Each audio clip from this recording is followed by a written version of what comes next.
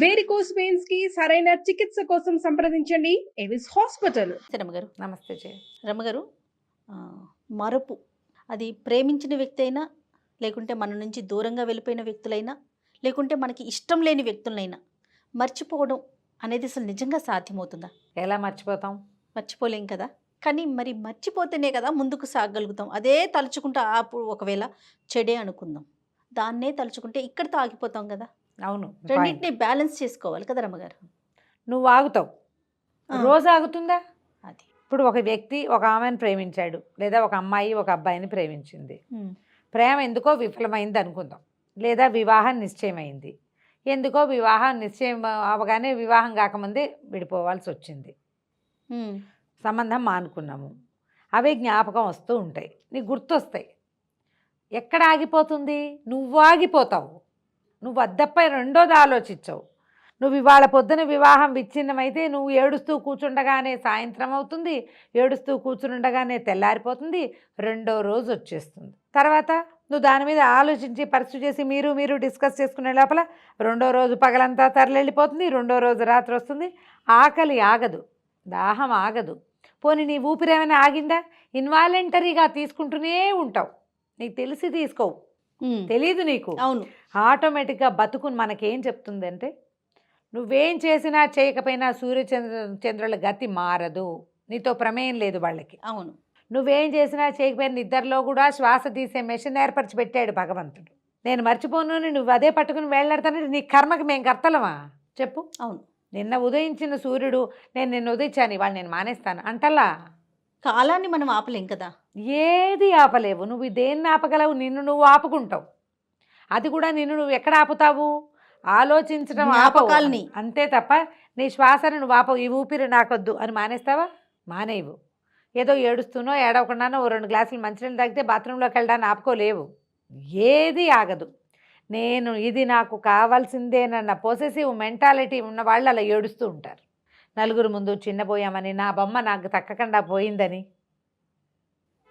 నీ మనసుని సరిగ్గా చేసుకుంటే కాలంతో పాటు ఆటోమేటిక్గా మనం నడిచి వెళ్ళిపోతాం. ఆ గాయం అయితే ఉంటుంది, ఎంతో కొంత మా మనసు క్రమంగా పోతాయి. పెద్ద ఇంతంత చెక్కిపోతాయి, ఏవో తగులుతుంది, నెత్తురు గారుతుంది. తర్వాత మెల్లిగా బాడీ రిపేర్ మొదలు పెడుతుంది. ఏదో మందేస్తాము, గీత పడుతుంది కొన్నాళ్ళకి. ముందు ఎండు చెక్కులు, ముందు ఎర్ర చెక్కులు, తర్వాత ఎండు చెక్కులు. ఇద్దరిలో దురద పెట్టి గీకేస్తూ ఉంటాం. మందేస్తాం, సన్న చారు ఉంటుంది, ఎప్పటికో కలిసిపోతుంది. మనసు కూడా అంతే. నువ్వు దానంతా దాన్ని వదిలేస్తే అదే రిపేర్ చేసుకుంటుంది, కొత్త ప్రపంచాన్ని చూస్తుంది. నువ్వు దాన్ని వదిలిపెట్టుకోనివ్వవు. మనం మర్చిపోకూడదు అనే భావాలు నీకు బలంగా ఉంటే నువ్వు మర్చిపోవు. మన భావాల్లో ఉంది అది. భావం మార్చుకోవాలి కదా రమ్మగారు. ఖచ్చితంగా మార్చుకోవాలి జయ. ఎందుకంటే ఇప్పుడు ఒక వ్యక్తికి ఒక వ్యక్తి కావాలి అనుకుందాం, అమ్మాయి అబ్బాయి తీసుకుందాం, అదే మనకి ఈజీగా ఉంటుంది. లవ్ అఫైర్, అమ్మాయి వెళ్ళిపోయింది, కుర్రాడు ఉండిపోయాడు. సినిమాల్లో బాగుంటాయి, ఏదో దీనంగా అలాగే శాలువా వేసుకుని పాటలు పాడుతూ ఉండటం. వాడికి ఆ సినిమాలో వాడికి దిక్కుమొక్కు లేదు, ఎవడూ లేడు, అడిగేవాడు లేడు. వాడు పాటలు పాడుతున్నాడు, అన్నం తింటా మానేసి ఉంటాడా వాడు చెప్పు? అన్నం తింటా మానేయలేదు, నీట్గా డ్రెస్ చేసుకోవడం మానేయలేదు, గడ్డం చేసుకోవడం మానేయలేదు, ఊపిరి తీయటం ఎలాగూ మానలేదు. విరహగీతాలు మాత్రం పాడుతున్నాడు.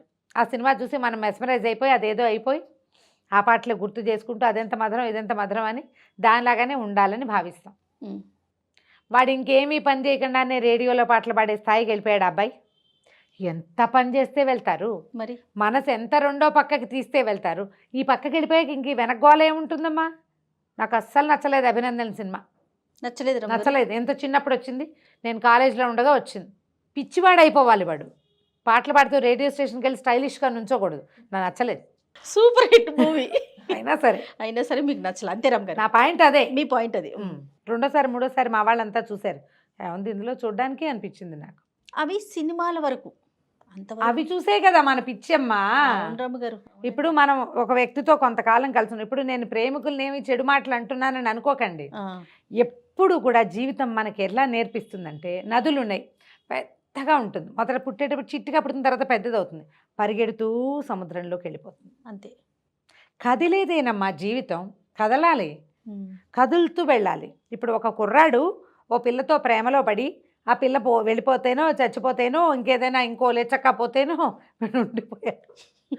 ఏడుస్తూ దాన్ని వాళ్ళు తలుచుకుంటాడు, లేకపోతే దాన్నే ఏదైనా చెయ్యాలని చూస్తాడు. అవును, నువ్వు ఆగిపోతావు, ప్రమాదమే. రెండూ ప్రమాదమే. నువ్వు ఆగిపోతావు. నువ్వు ఒకటివే కాదు కదా, నువ్వు ఆకాశం నుంచి ఊడి పడలేదు. నీకు అమ్మ, నాన్న, అక్క, చెల్లి, అన్నయ్య ఉంటారు. ఓ కుటుంబం ఉంటుంది. నీ చుట్టూతో ఒక సమాజం ఉంటుంది. నీతో పాటు ఈ సమాజం అంతా ఆగిపోవాలా? పైగా లోకంలో ఇలాంటివి ఎన్ని జరగవు? మొత్తం ఆకులన్నీ రాల్చేసిన చెట్లన్నీ మళ్ళీ చిగురిస్తాయమ్మా. మొదలుకి కొట్టేస్తారు రావి చెట్లని. వర్షాకాలం రాగానే మొత్తం చెట్టు మళ్ళీ చిగురిస్తుంది. నేనున్నానని చూపిస్తుంది. బతికి చూపించాలి కదా, అది కదా జీవితం. అదే జీవితం. నేను ఒకవేళ మర్చిపోలేను అని అదే గుర్తు చేసుకుంటుంటే నువ్వు పిచ్చి అయిపోతావు. ఏ రకంగా నువ్వు పనికిరావు. ఒక చిన్న సంఘటన, కొద్ది రోజుల పరిచయాల్ని మీరు మర్చిపోకపోతే మిమ్మల్ని 20 ఏళ్ళో 18 ఏళ్ళో 25 సంవత్సరాల్లో మిమ్మల్ని పెంచిన అమ్మా నాన్న పరిస్థితి ఏమిటి అనేది ఓసారి ఆలోచించుకోండి. సెల్ఫిష్ ఫెలోస్ కాదు వీళ్ళు, స్వార్థపరులు. ప్రేమ లేదు అందులో. ఇప్పుడు ప్రేమించేవాడు అమ్మాయిని ఎలా ప్రేమిస్తాడో అమ్మని నాన్నని కూడా అంత ప్రేమ ఉండాలి కదా. వీళ్ళని వదిలిపోకూడదు, వాళ్ళని బాధ పెట్టకూడదు, అవన్నీ ఉండాలిగా. అవును, ఏం ఒకవైపు ఏముంది? వన్ సైడెడ్గా ఉండడాన్ని లవ్ అంటారా? అంటే ఏదో త్యాగం చేసేసినట్టు అలాంటి ఫీలింగ్ కూడా క్రియేట్ అవుతూ ఉంటుంది కదా రమ్మగారు. అవతల వ్యక్తి లేనప్పుడు మిస్ అయిపోయారు అనుకుందాం, అది ఎట్లన్నా కానీ మిస్ అవుతారు. కొంతకాలం సమయం పడుతుంది. నువ్వు కొత్త దారి వెతుకు. ఆ దారిలో కూడా నేనేదో త్యాగం చేశాను, నా జీవితానికే నష్టం జరిగింది, ఏముండదు. నా జీవితమే ఇలా అయిపోయింది. కొత్త లైఫ్ లో కూడా ఆనందంగా ఉండలేకపోతారండి ఉండరు. కొంతమంది. కొత్తగా ఏ పెళ్లిళ్ళో చేసేసారనుకో పెద్దవాళ్ళు, ఆ వచ్చిన పెళ్ళని నాకు ఇష్టం లేకుండా నేను చేసుకున్నా, మా అమ్మ నాన్న కాపరాలు చేస్తారు, పిల్లల్ని కనేస్తారు. కానీ అమ్మాయి ఇష్టం ఉండదు. అమ్మాయి ఇష్టం ఉండదు. ఆ మాట చెప్తూ ఉంటారు. వాళ్ళకి హింస. నిన్నెవరో హింస పెడితే నువ్వు వీళ్ళని హింస పెడతావు పెళ్లి చేసుకుని. మరి చాలా మంది ఉన్నారు జయ అట్లా. అవును, మీరు కేసెస్ హ్యాండిల్ చేస్తున్నట్టున్నారు. అలాగే కాదు, మామూలుగా మన చుట్టుపక్కలలో కూడా కనపడతారు. నువ్వు పెళ్లి ఎందుకో ప్రేమించావు, ఏదో ప్రేమించుకున్నావు చిన్నతనంలో. టీనేజ్లో లవ్లో పడని వాళ్ళు ఎవరైనా ఉంటారా అసలు? అదే కదా. ఏదో ఒక క్రష్ ఖచ్చితంగా ఉంటుంది. పడలేదు అంటే నిజంగా సరిగ్గా చెప్పాలంటే వాడు మనిషే కాదు. ఎవరో ఒకళ్ళు నచ్చుతారు, ఏదో ఒక వస్తువు నచ్చుతుంది. ఆ వయసులో అలా ఉంటుంది. అవును, అడాల్సెన్స్లో అలాగే ఉంటుంది. కౌమార దశ. ఆ టీనేజ్ బయటపడితే ముందుకెళ్తారు. బయటపడకుండా కేవలం వాళ్ళని నచ్చి వాళ్ళకి సినిమా యాక్టర్ల మీద క్రష్ ఉండే వాళ్ళు ఉంటారు. అవును, టీచర్ల మీద ప్రీతున్న వాళ్ళు కూడా ఉంటారమ్మా. అవును, టీచర్ మీదే క్రష్ వాడికి. ఆ టీచర్ దగ్గరికి ఆడపిల్లలకి ఉంటాయి. ఆడపిల్లలకి ఉంటుంది. వాడంటల్లా నేను ఆడ మగ ఎవరికైనా ఉంటుంది ఎవరో ఒకళ్ళ మీద ఒక ప్రీతి. అవును, కొన్ని ఏంటంటే సినిమాటిక్గా పెద్ద రంగు పువ్వులు రాల్చుకుని పెద్ద రంగులు వేసుకుని పువ్వులు పూయిస్తారు. కొన్ని పువ్వులు పుయ్యవు, మొగ దశలో రాలిపోయేవి కొన్ని ఉంటాయి, చిగురు దశలోనే రాలిపోయేవి కొన్ని ఉంటాయి. కొద్దిగా చిగిర్చి ఎవరికి కనపడకుండా ఉండేవి చాలా ఉంటాయి. బోలెడు ఉంటాయి. ఇది చాలా సహజమైనది. ఈ సహజత్వాన్ని మీరు సహజంగా తీసుకోగలిగితే ఏమీ ఇబ్బంది ఉండదు. మీకు ఇబ్బంది ఉండదు, మీతో ఉన్న వాళ్ళకి ఇబ్బంది ఉండదు. మిమ్మల్ని వదిలేసిన వాళ్ళు, మీరు వదిలించుకున్న వాళ్ళు, మీరే వదిలేసిన వాళ్ళు, వదిలించుకున్న వాళ్ళు, వదిలేసిన వాళ్ళు, వదలాల్సి వచ్చిన వాళ్ళు ఎన్నొస్తాయి ఇలా. మరి వీటికేం ఉండదు. ఇది చాలా సహజంగా జరిగిపోయేది. దాన్ని ఇది న్యాచురల్ అని తీసుకోవాలి. నేను ఇంకా కొన్ని చెప్పనా నీకు. లవ్ మ్యారేజ్ చేసుకుంటారు అమ్మా నాన్న. తమ పిల్లలు ఎవరిని ప్రేమించకూడదు, ఎవరిని వాళ్ళ ఇష్టారాజ్యంగా పెళ్లి చేసుకోకూడదు అని ఉంటుంది. అవును, పిల్లల్ని ఎవరెవరు ఏం చేసేస్తున్నారో అని ఎంతసేపు టెన్షన్గా ఫీల్ అవుతారు. వీళ్ళేమో ఇంకోళ్ళ అమ్మాయిని తీసుకొచ్చి పెళ్లి చేసుకుంటారు. అంతే. ఇది చేయకూడదు. ఇవన్నీ రకరకాల ఫీలింగ్స్. అవును, కేవలం మనసే పనిచేస్తుంది. ఈ వ్యక్తుల్ని మర్చిపోవటము, సంఘటనలని మర్చిపోవటము, మర్చిపోలేకపోతే ఏమవుతుందంటే నీకోసం రోజు ఆగదు, ఏది ఆగదు. కానీ నువ్వు ఆగిపోవటం వల్ల ఏమవుతుందంటే నీతోటే ఉండే సమాజం ఉంది చూడు, అది మొత్తం దెబ్బతినిపోతుంది. నువ్వు ఒక్కడివి ఇర్రిపేరబుల్గా ఉండటం వల్ల ఆడగాని మొగగాని టోటల్గా వెనకాలంతా టోటల్ నీ మొత్తం సమాజం అంతా కూడా కుంటుపడ్డట్టు అయిపోతుంది. అలా చేయొద్దు. మర్చిపోవడానికి ప్లేస్ మారిపోవాలి, కంపెనీ మార్చుకోవాలి, చుట్టూ మన సమాజాన్ని మార్చుకోవాలి, విధానం మార్చుకోండి. ఆలోచన విధానం మార్చుకుంటే ఆటోమేటిక్గా వేరే పని చేస్తావు. నువ్వు పని పెట్టుకో పూర్తిగా. రోజువారీ పని కాకుండా ఎక్స్ట్రా పనులు పెట్టుకోండి. ప్లేసెస్ కొత్తవి చూడండి, కొత్త వ్యక్తుల్ని కలవండి. గ్రీనరీని చూడడం అంత బెస్ట్ మెథడ్ ఇంకోటి లేదు జయ మర్చిపోవడానికి. నీకు రోజుకు ఒక కొత్త రంగు అందం కనపడుతుంది. దాన్ని నీ జీవితానికి అప్లై చేసుకో. నాకు కూడా నా జీవితానికి కొత్త వెలుగు వస్తుందని నీకు అర్థమవుతుంది. అంతే. పాత మర్చిపోలేకపోయి మాడి మొహాలు వేసుకుని ఉండరు చాలామంది. నాకు కూడా కనపడతారు మా దగ్గర సమాజంలోనే. మర్చిపోలేకపోతున్నాను అని చెప్పేవాళ్ళు. వాళ్ళు మర్చిపోలేకపోవడం దానికంటే చుట్టూ తన విషయం తెలిసిన సమాజం అంతా తను ఏమనుకుంటుందోనన్న భయం కూడా ఉంటుంది. ప్రశ్నించుకోండి మిమ్మల్ని మీరు.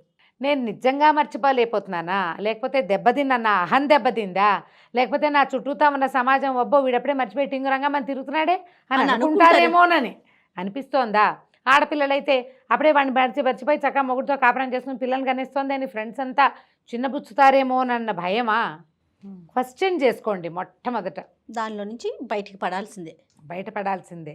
బయటపడకపోతే ఇప్పుడు బయట ఆటోమేటిక్గా పడిపోతాను చేయ. మనం కొన్ని విషయాలే అదే చెప్తున్నాక సమాజం మొత్తానికి తెలిసిన విషయాల పట్ల భయంగా ఉంటాం. చిన్నప్పుడు పడ్డాము గుర్తుందా నీకు? చిన్నప్పుడు ఆటలం వచ్చింది గుర్తుందా? ఇంజెక్షన్ అంటే చచ్చే భయం. కుక్క కరిచింది గుర్తుందా? లేదు. అవును.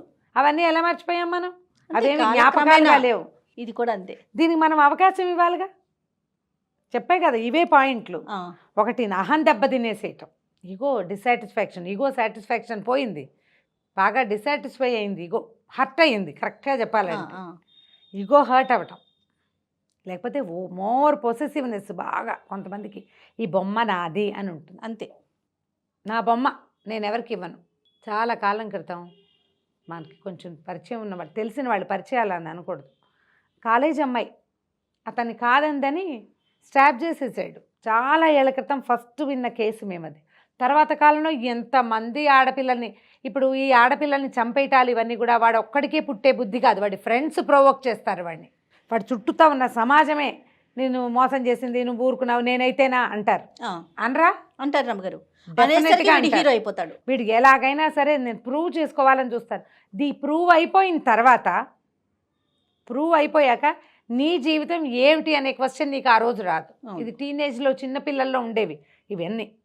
అప్పటికప్పుడు చేసి పారేయాలి. చేసేసాక వాట్స్ నెక్స్ట్ ఆలోచన రాదు.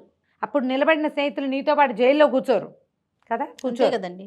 వాళ్ళెవరి సహాయము లభించదు. నీ శిక్ష నువ్వే పడాలి. అవును, నువ్వే మోసుకోవాలి కదా. అవన్నీ ఆలోచించరు. చాలా సింపుల్. అంటే ఇది మర్చిపోండి అని చెప్పట్లేదు నేను. అంత గట్టి దెబ్బ తగిలితే మర్చిపోయటానికి ప్రయత్నం చేయండి. ఆటోమేటిక్గా పరిస్థితులు మార్చుకోండి, మారిపోతాయి, ఎలాగో మారిపోతాయి. అవును. మనమే వాలంటరీగా ట్రై చేసి మన పద్ధతుల్ని పరిస్థితుల్ని మార్చుకుంటే మెల్లిగా రోజుల క్రమంలో మార్పు వచ్చేస్తుంది. మనం కాదన్నా సంవత్సరాలు గడిచిపోతాయి. ఇట్టే ఏది ఆగదు కదా. అవునండి. ఇలా ఆలోచించండి, ఈజీగా ఉంటుంది. తప్పకుండా రమ్మగారు. నమస్తే. నమస్తే.